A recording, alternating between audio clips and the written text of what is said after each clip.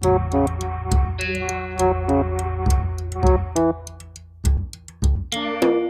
this is Glen Dunzweiler, filmmaker, producer, entrepreneur, and this is the second episode of Difficult Questions.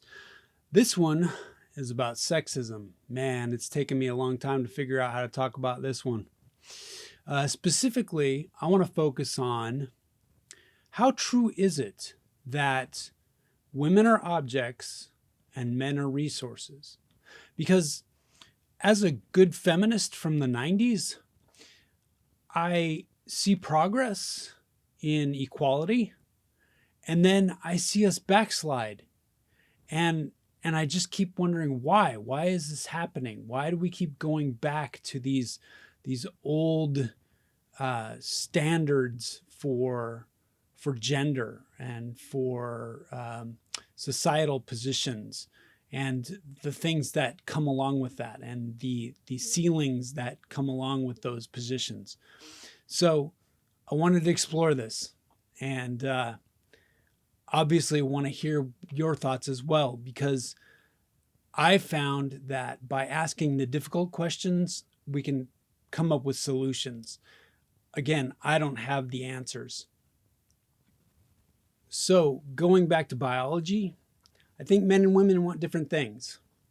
I think men want to attract women, and they are into the chase. And I think women want to find a stable partner that they can pair bond with and ultimately raise a family.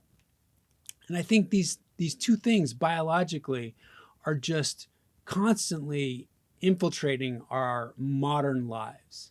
I mean, men are attracted to the female form, and they crave sex. And I think women are attracted to success, and they crave an exclusive partnering with someone. So we get into the idea of this patriarchy, and I think men have built these opportunities for themselves to attract women, and women have helped them to build this system in order to secure safety and security for themselves and their offspring. In our modern world, with our modern options, we don't necessarily need the man to go make the money and the woman to raise the child. Women have more options, but I think we keep having these cravings, even in our modern world, with the modern options we have. And that is somewhat setting us back, or setting us from moving forward and staying forward. I know that even as economic options, this idea that men are attracted to the female form, well, there's money in that if you're a woman. So you are actually rewarded for objectifying yourself. There are people that will pay you for pictures of you. There are whole industries that will pay you a good living to objectify yourself. And I think at some point there's this feedback loop where women are looking for validation, and they get rewarded for being an object. The thing I always want to remind myself of is that many different people have many different priorities, and women do not always need to be objects, and men do not always need to be resources. However, this does seep back into the way we live our modern lives. At some point, men want to attract women. And how do they attract women? Well, they show their stability. They show that they have some accomplishment. They show their wealth.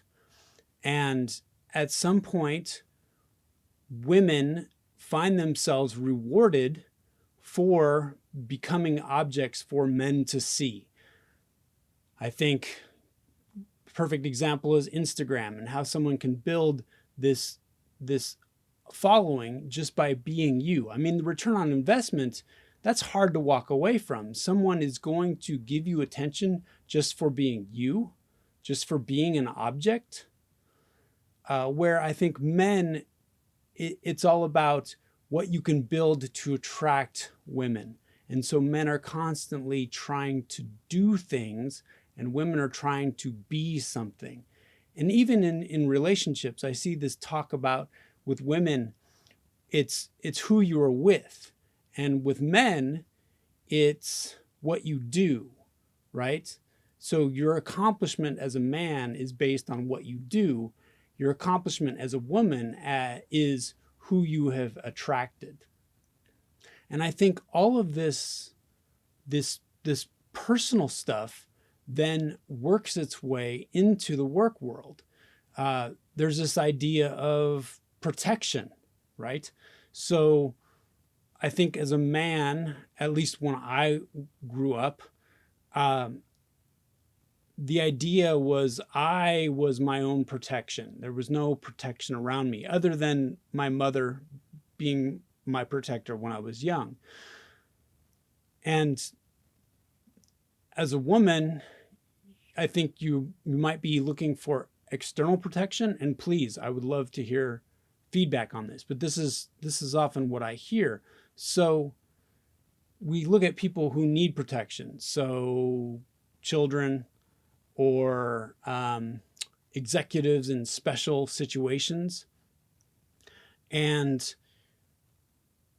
if we look at women needing protection, well, are women special or are they equal? And I think men in their life views as needing to attract and show their accomplishment and protect their family and protect their women have a problem or trying to navigate, well, are you special or are you equal?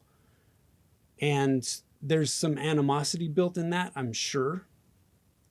At the same time, you have women that are not wanting to be seen as objects, that are needing to succeed in the business world, yet you constantly have men hunting, and you have men, because men never stop hunting, men are always looking for opportunity to attract women, even ones that they shouldn't be trying to attract, ones that they work with.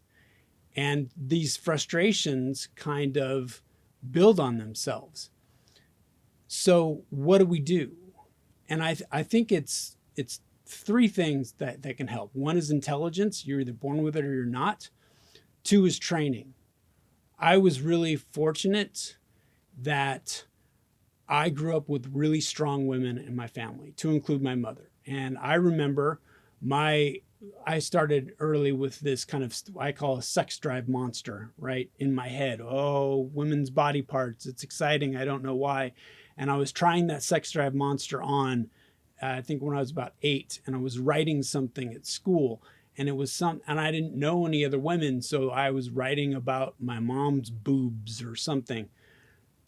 And of course, she found what I was writing in my backpack, and she said to me, "Is this what you think of me?" And that was all it took.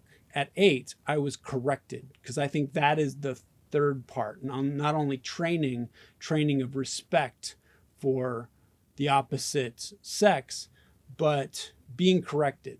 If you're rewarded for a behavior, you're going to do it again. And I was fortunate to be corrected early on. So I think that the way that we can stop this idea that men are resources and women are objects is to constantly challenge that at every point. You know, I always had problems with dating norms. Why am I paying for the food? Why is that? Why am I buying something on Valentine's Day? What does that mean? Isn't the relationship enough? Am I a resource or am I a relationship? And that always kind of confused me. It doesn't equate with me with equal. I think that we're different, but we're equal. And those things are problematic. We need to redefine role models for children and redefine the role models for the gender roles, because those standard gender roles don't need to exist as they did in the past. The fairy tale life. As a man, you were supposed to attract a woman, you're supposed to raise a family, and you're supposed to provide for your family. As a woman, you're supposed to find a good husband, you're supposed to have babies, and you're supposed to raise a family and live happily ever after. I think one is very active in this fairy tale, and one is very passive. Women's fairy tale is very passive. You find a man, you attract a man, and he takes care of you. And I think that's the idea in what a princess is, right? Someone takes care of a princess. A princess doesn't have to do anything. So I think you're always looking for someone to provide you something, a resource, if you think you're a princess. And I think if men always look at women as a conquest, well, then women aren't people, they are conquest to move on from. And I think that in this success model for boys, we never tell them to respect people around them, and especially women, as equal, because boys get wrapped up in their testosterone, in conquering, in moving forward.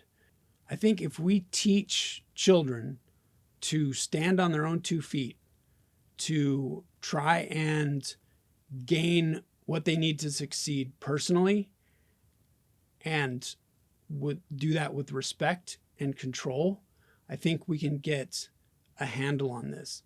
So I think that's one thing we can do. We can just challenge what it is to be a boy, what it is to be a girl, and really just focus on respect, training. And both people have sex drive monsters, right? Both sexes have sex drive monsters. There's things that attract you. I remember I was a drummer in a rock band, and I just was on stage, and I got off stage when my friend said, "Hey, my friend really wants to meet you." And I just thought, why? I'm sweaty and I can't think straight. I just poured my heart out on stage. But she was somehow attracted to the accomplishment that I had done on stage, where I think we need to ask ourselves, why are you attracted to that accomplishment? Do you know that person? I think these are constant things that we need to challenge ourselves to, both male and female. What do we do about catcalling? What do we do about men that are yelling rude things out to women? The first thing, I think, is define it as rude. This is not respectful. And I think men get into their own heads about opportunities. Well, I always have to attract women, and maybe this will attract a woman. No, that will never attract a woman. And the problem is, I think some of them are getting rewarded for that behavior. So one woman might respond to that, or might accept that at least, and one woman won't, because we ultimately are different people with different talents and different resources and different intelligences, and we want different things, men and women.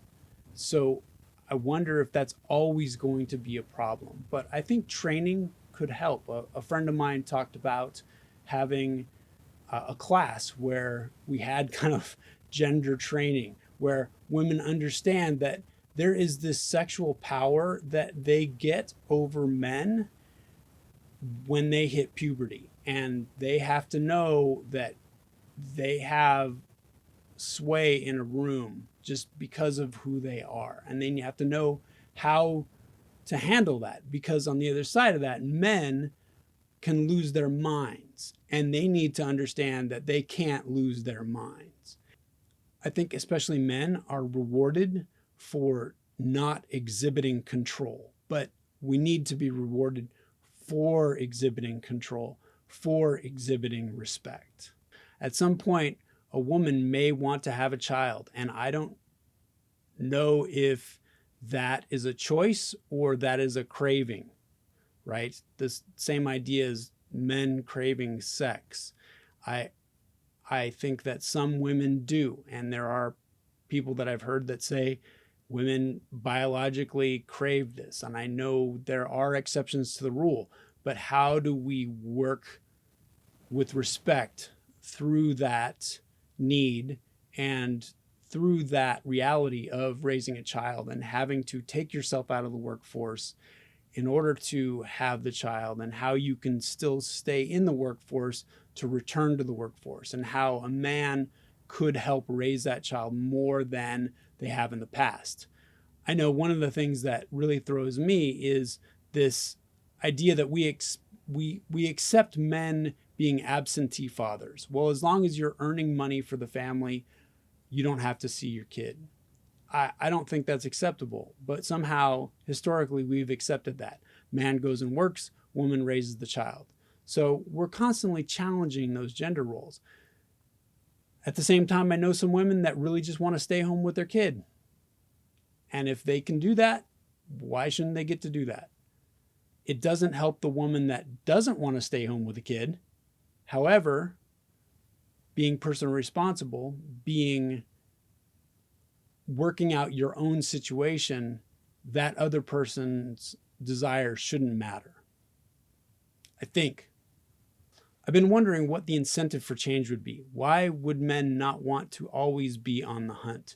Why would women want to not allow a man to pay her way if it were being offered?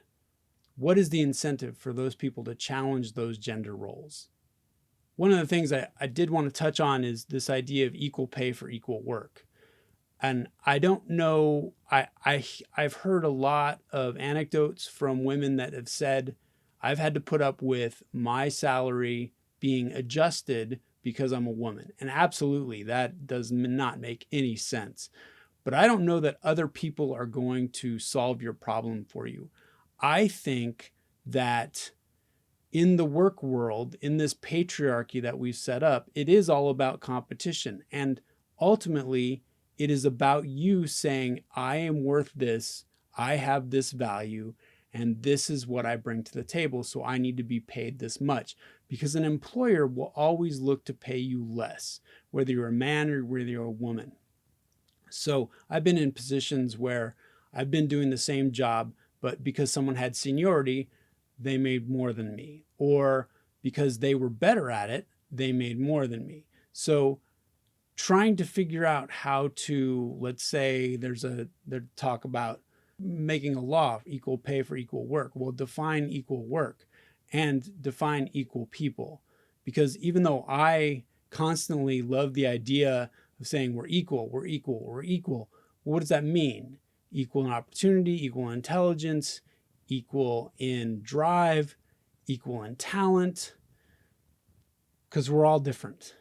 And I think you ultimately have to fight for yourself because no one cares about you more than you do.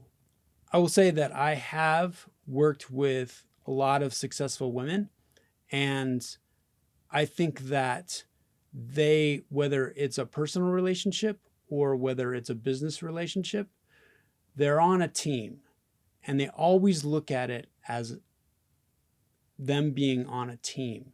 And whether they're leading that team or part of that team, or whether their husband is a team member or their partner is a team member, these gender roles are constantly challenged because we're looking at what you can bring to the table and what I can bring to the table and how we can both succeed in this situation. And I think ultimately that's what will push us forward. Training, calling people out on their bad habits or their sex drive monster, and really just pushing forward to try and make us a successful team, and focusing on what can make us a successful team instead of what he or she has that I don't. Because I think that he or she has that I don't builds animosity, and animosity gets us nowhere. This is my best attempt at trying to cover this. Please let me know what you think.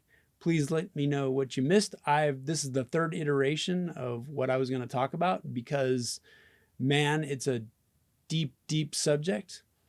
And I hope you enjoy it. Thanks.